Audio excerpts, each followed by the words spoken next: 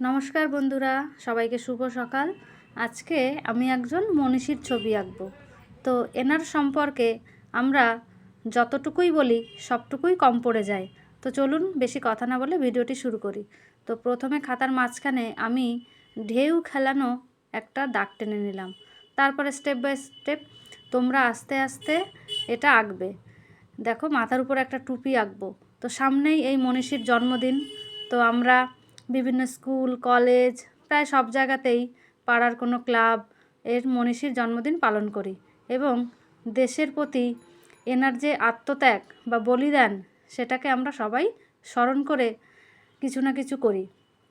তো পাড়ায় বিভিন্ন জায়গায় ছবি আঁকা প্রতিযোগিতা হয়। তো তোমরা সেখানে এই ছবিটি খুব সহজেই আঁকতে পারবে।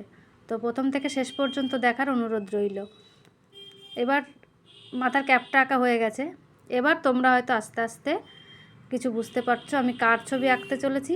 তো সামনেই আমাদের 23শে জানুয়ারি, আমাদের স্বাধীনতা আন্দোলনের বা ভারতবর্ষের অন্যতম মহান নেতা নেতাজি সুভাষচন্দ্র বোসের আজকে ছবি আমি আঁকবো। তো বন্ধুরা, তোমাদের কার কার ভালো লাগে নেতাজি সুভাষচন্দ্র বোসকে অবশ্যই লাইক এবং কমেন্ট করে জানাবে। দেখো, এই যে একটা শেপ এঁকে নিলাম, কানটা এঁকে নিয়েছি। তোমরা আস্তে আস্তে আঁকবে। আমি এই ছবিটি আঁকার আগে অন্তত 3-4 বার প্র্যাকটিস করে নিয়েছি, তাও আস্তে আস্তে আঁকছি। এবার আমি চোখটা এঁকে নেব। চোখের মণিটা খুব সুন্দর করে আস্তে করে আঁকবে, যাতে চোখের দৃষ্টিটা বা কোন দিকে তাকিয়ে আছে সেটা বোঝানোর জন্য, সামনের দিকে তাকিয়ে আছে সেটা বোঝানোর জন্য। তো তোমাদের বাড়ির আশেপাশে যদি কোথাও ড্রয়িং প্রতিযোগিতা হয় 23শে জানুয়ারি উপলক্ষে, তোমরা অবশ্যই পার্টিসিপেট করবে এবং নেতাজির ছবি আঁকতে না পারো, অন্য কোনো সুন্দর দেশাত্মবোধক ছবি অবশ্যই আঁকবে। এবার আমরা নেতাজির যে ছবিটা সব থেকে বেশি দেখেছি ছোটোবেলা থেকে বা জনপ্রিয়, সেটা হলো সেনার পোশাক পরে বা আজাদিন ফৌজের পোশাক পরে দাঁড়িয়ে একটা ছবি। তো সেই ছবিটাই আমি আঁকার চেষ্টা করছি। দেখো, চশমার ফ্রেমটা, তো সেখানে একটা চশমা পরা রয়েছে নেতাজির ছবিতে। তো সেই জন্যে আমি একটা চশমার ফ্রেম এঁকে দেব এবং চশমার ডাটিটা কান পর্যন্ত টেনে দিলাম।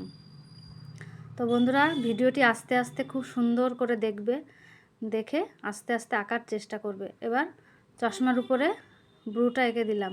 এবার আমি নাকটা আঁকবো। তো নাকটা আঁকার সময় একটু খেয়াল রাখতে হবে। এই দেখো, প্রথমে জফলার মতন করে দিতে হবে, বাংলা জফলা।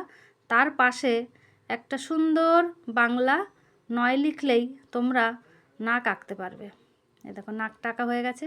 এবার ডান দিকের চোখটা আমি এঁকে দেবো, মানে নেতাজির ডান দিকের চোখ, আমাদের বাঁ দিকটা হবে। এই দেখো, সুন্দর করে এই চোখটাও এঁকে দেবো। এবার চশমার ফ্রেমটা যে গোল রয়েছে সেটাকে করে আমি কমপ্লিট করব। দেখো আমি কত আস্তে আস্তে আঁকছি। এই যে এবার মুখের শেপটা টেনে দেবো। তো মুখের শেপটা টানার সময় একটু সাবধানে টানবে, যাতে নেতাজি ঘুলুমলু না হয়ে যায়। একটু লম্বাটা টাইপের মুখ হবে, ব্যাস। এই যে হয়ে গেছে। এই যে এবার এদিকের আইব্রোটা এঁকে উপরে এঁকে দেবো, বাস হয়ে গেল। তো তোমরা 23শে জানুয়ারি কে কী প্রোগ্রামে অংশগ্রহণ করছো, স্কুলে যাচ্ছ না কোথাও বেড়াতে যাচ্ছ, অবশ্যই জানাবে। এবার ঠোঁটটা এঁকে দেবো। দেখো, ঠোঁটটা আঁকার সময় একটু খেয়াল রাখতে হবে যাতে সুন্দর হয়। ঠোঁটের উপর অনেক সময় যদি কোনো মানুষের ছবি আঁকো সেটা নির্ভর করে। ঠোঁটটা উল্টোপাল্টা হয়ে গেলে মানুষের মুখটাই একটু অন্যরকম হয়ে যায় দেখতে। এবার গলার কাছে একটু কলার এঁকে দেবো, কলার এই যে দুপাশে দুটো, বাস। তো বন্ধুরা, ভিডিওটি শেষ পর্যন্ত দেখার জন্য তোমাদের অনেক ধন্যবাদ। এই ছবিটি দেখে তোমরা খুব সহজেই নেতাজির ছবি ড্র করতে পারবে এবং আমার চ্যানেলটিকে অবশ্যই সাবস্ক্রাইব করে নেবে সুন্দর সুন্দর ছবি এরকম দেখার জন্য। এই পাশে একটু করে দিয়েছি, বাস এটুকুই। এবার আমি মাথার চুল এগুলো একটু আস্তে আস্তে কালো করে দেবো এবং টুপিতে যে দুটো বোতাম টাইপের রয়েছে তার মাঝখানে একটু সুন্দর করে স্টার টাইপের, এত ছোটোর মধ্যে তোমরা একটু গোল স্টার টাইপের রেখে দিও, তাহলেই হয়ে যাবে।